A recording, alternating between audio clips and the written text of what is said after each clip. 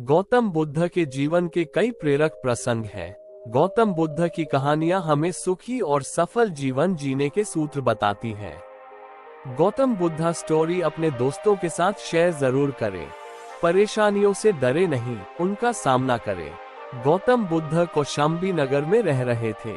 वहां की रानी गौतम बुद्ध का अलग अलग तरीकों से अपमान करती थी।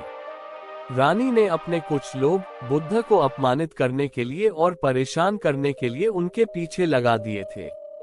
रानी के आदेश पर वे सभी लोग बुद्ध का विरोध कर रहे थे, लेकिन बुद्ध ने किसी से कुछ नहीं कहा। उस समय बुद्ध के साथ उनका एक शिष्य भी था, उसका नाम था आनंद।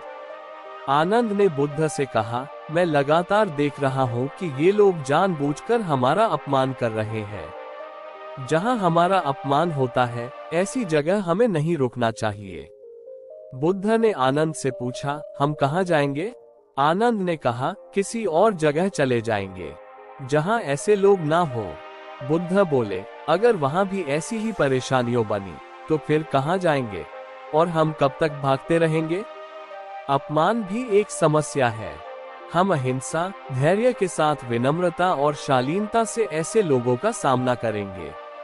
बुद्ध की इस कहानी से हमें ये सीख मिलती है कि परेशानियां हर जगह हैं, हम परेशानियों से बच नहीं सकते। इसीलिए समस्या चाहे कैसी भी हो, हमें उसका सामना करना चाहिए।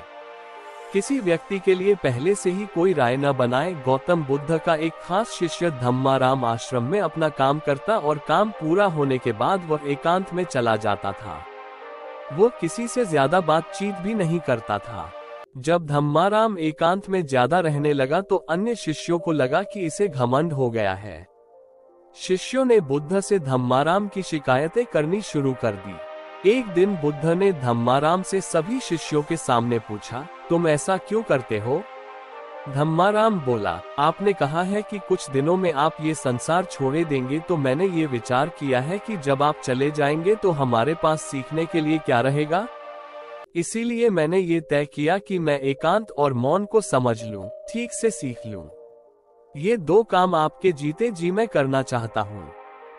बुद्ध ने अन्य शिष्यों से कहा, तुम सभी ने देखा कुछ और समझा कुछ।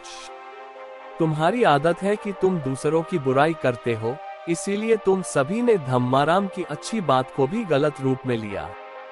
बुद्ध की कहानी से हमें ये सीख मिलती है कि हमें किसी व्यक्ति को ठीक से जाने बिना उसके बारे में कोई राय नहीं बनानी चाहिए।